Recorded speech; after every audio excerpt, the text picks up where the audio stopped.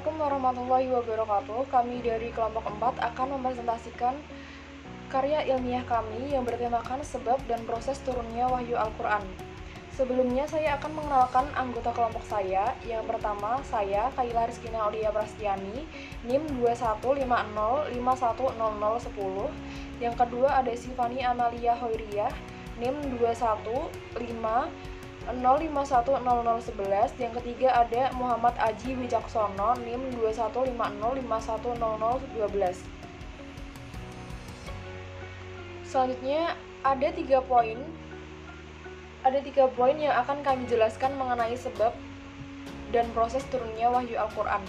Yang pertama ada pengertian wahyu Al-Quran. Poin kedua ada proses turunnya Al-Quran disertai tahap-tahap turunnya Al-Quran. Yang ketiga sebab turunnya Al-Quran.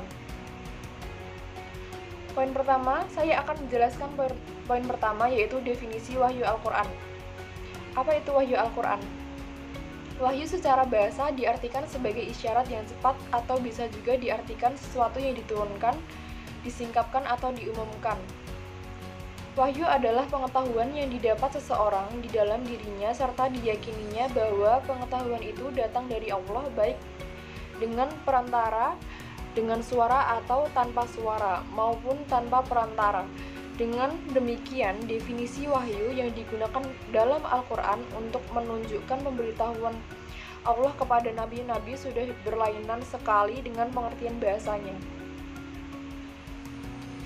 Kemudian ada Al-Quran. Secara etimologi atau bahasa, kata Al-Quran berasal dari kata qara yang artinya bacaan atau dibaca. Sedangkan secara istilah, Al-Quran adalah kalam Allah yang lafalnya menggunakan bahasa Arab yang diturunkan kepada Nabi Muhammad SAW melalui perantara malaikat Jibril sebagai mukjizat disampaikannya kepada kita dengan cara mutawatir atau bertahap.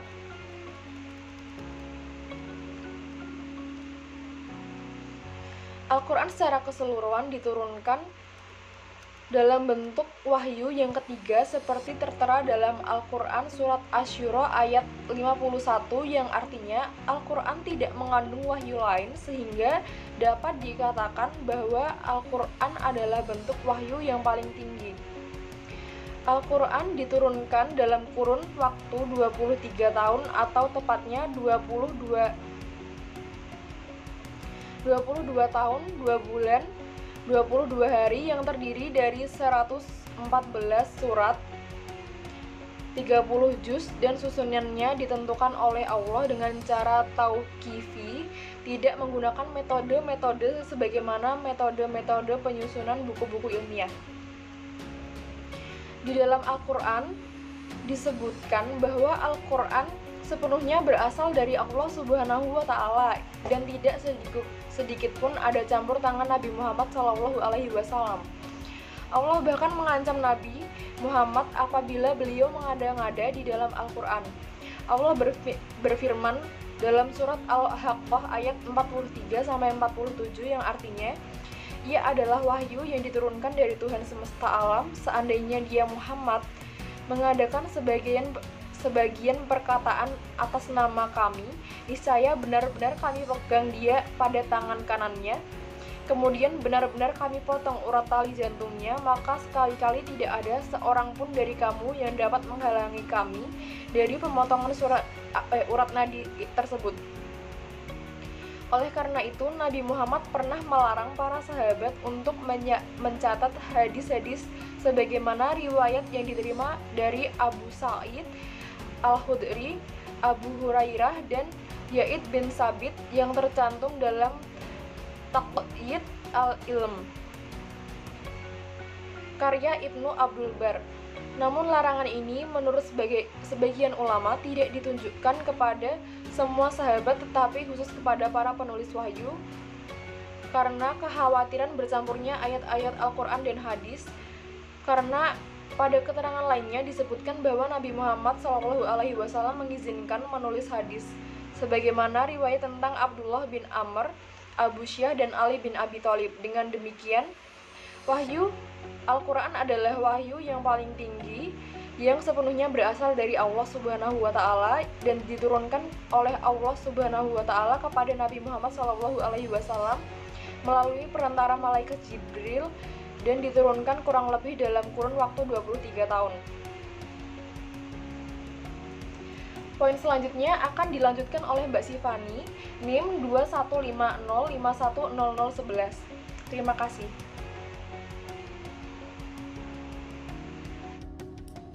Oke, sekarang saya akan melanjutkan presentasi dari kelompok 4 pada bagian bagaimana sih proses turunnya Al-Quran. Secara majazi, turunnya Al-Quran diartikan sebagai pemberitahuan dengan cara dan sarana yang dikehendaki oleh Allah Subhanahu wa taala sehingga dapat diketahui oleh para malaikat di Lauhil Mahfudz dan Nabi Muhammad SAW di dalam hatinya yang suci. Al-Quran diturunkan secara berangsur-angsur, yaitu dalam kurun waktu 22 tahun, 2 bulan 22 hari, tepatnya pada malam 17 Ramadan tahun 41 di Gua Hiro. Nah, penjelasan bahwa Al-Quran diturunkan di bulan Ramadan terdapat dalam Al-Quran surat Al-Baqarah ayat 185 yang memiliki arti bulan Ramadan adalah bulan yang di dalamnya diturunkan Al-Quran sebagai petunjuk bagi manusia dan penjelasan-penjelasan mengenai petunjuk itu dan pembeda antara yang benar dan yang batil. Pada saat itu, turunlah wahyu pertama kali melalui perantara malaikat Jibril dengan membawa beberapa ayat Al-Quran. Surat yang pertama kali turun yaitu surat Al-Alaq ayat 1-5. Sebelum wahyu diturunkan, telah turun sebagian irhas yaitu tanda dan dalil sebagaimana diriwayatkan oleh Imam Bukhari dengan sanad dari Aisyah yang menunjukkan bahwa akan datangnya wahyu dan bukti nubuwah bagi Rasulullah SAW. Nah, salah satu tanda bahwa akan datangnya wahyu yaitu mimpi yang benar dikala wahyu beliau tidur dan kecintaan Nabi untuk menyendiri dan berkholawat di Gua Hiro untuk beribadah kepada Allah Subhanahu wa taala.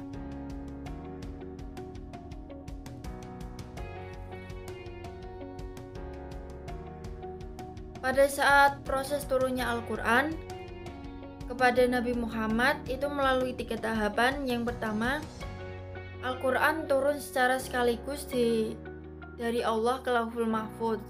Proses pertama ini terdapat dalam Quran surat Al-Buruj ayat 21-22 dan Al-Waqiah ayat 77-80.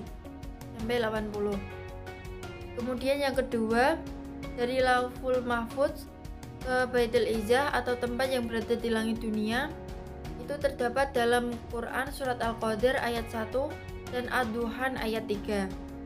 Selanjutnya, dari Baitul Izzah ke dalam hati Nabi melalui malaikat Jibril, terdapat dalam surat Asy-Syura ayat 193 sampai 195.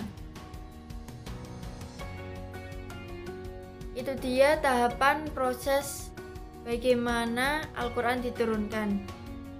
Poin selanjutnya akan dijelaskan oleh Muhammad Aji Wicaksono dengan NIM 215050112.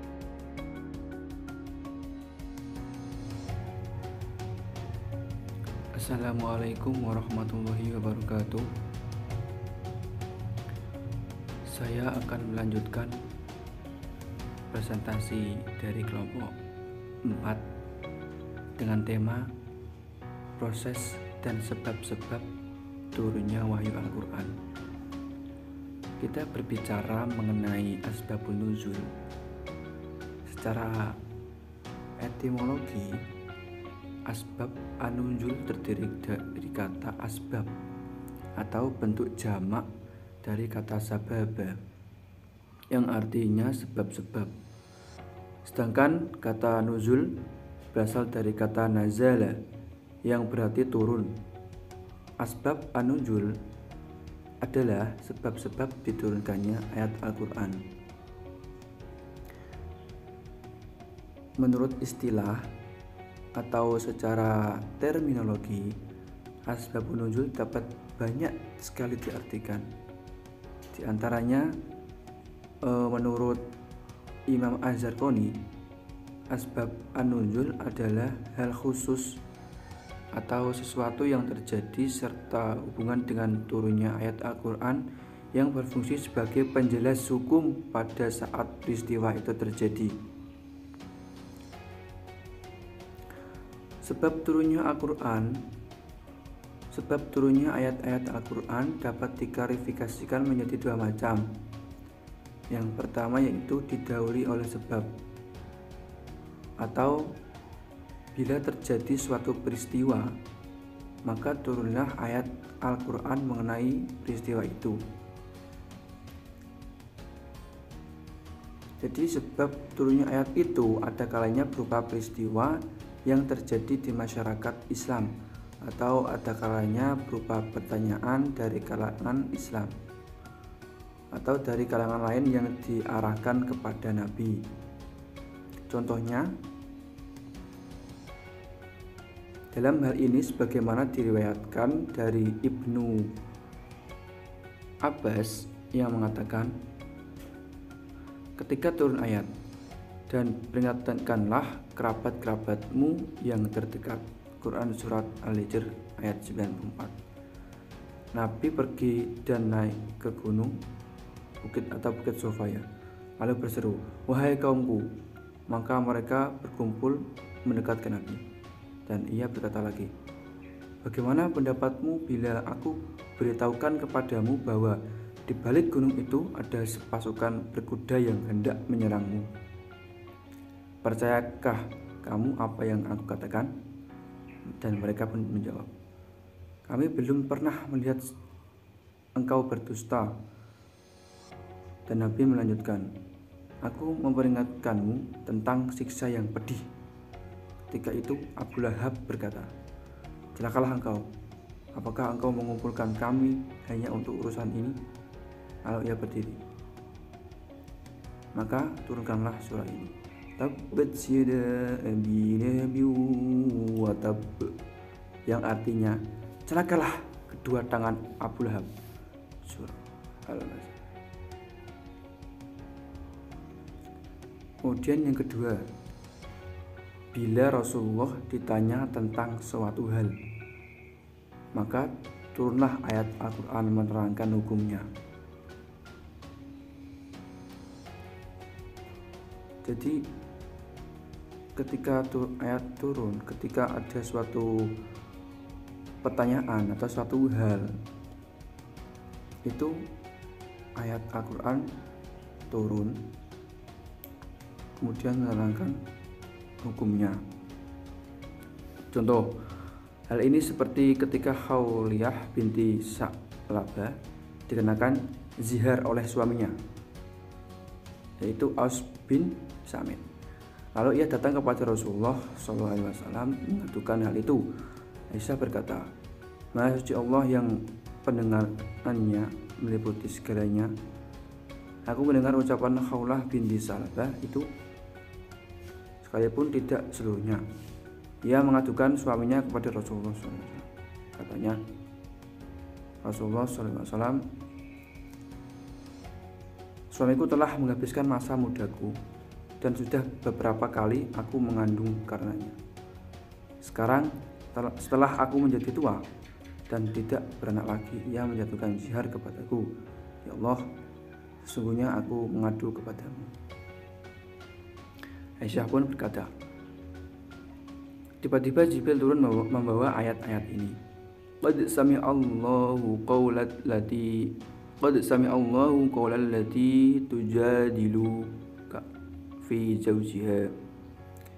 Artinya, sesungguhnya Allah telah mendengar perkataan perempuan yang mengadu kepadamu tentang suaminya, yakni Aus bin Samit. Quran Surat Mujadalah ayat 1-3. Namun demikian, ternyata ada di antara ayat Al-Quran yang diturunkan sebagai permulaan atau tanpa sebab gitu ya. Seperti itu. Macam-macam asbabun nuzul dilihat dari sudut pandang redaksi yang dipergunakan dalam riwayat asbabun nuzul. Yang pertama yaitu sarih atau jelas. Artinya riwayat yang memang sudah jelas menunjukkan asbabun nuzul dengan indikasi penggunaan lafal atau pendahuluan.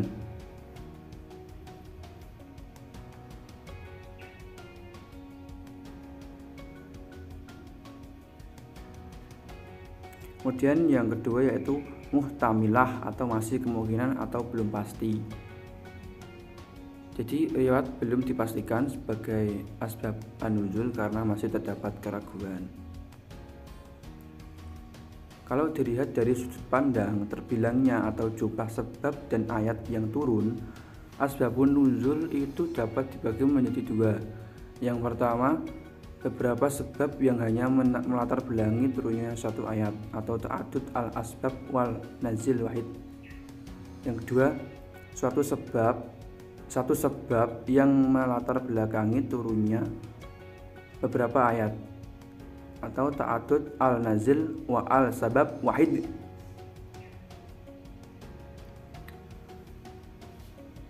Sekian dari kami penjelasan dari kelompok 4 tentang mengenai tema proses dan sebab-sebab turunnya wahyu Al-Quran. Semoga dapat bermanfaat bagi kita semua. Jazakumullahu khairan katsiran. Assalamualaikum warahmatullahi wabarakatuh.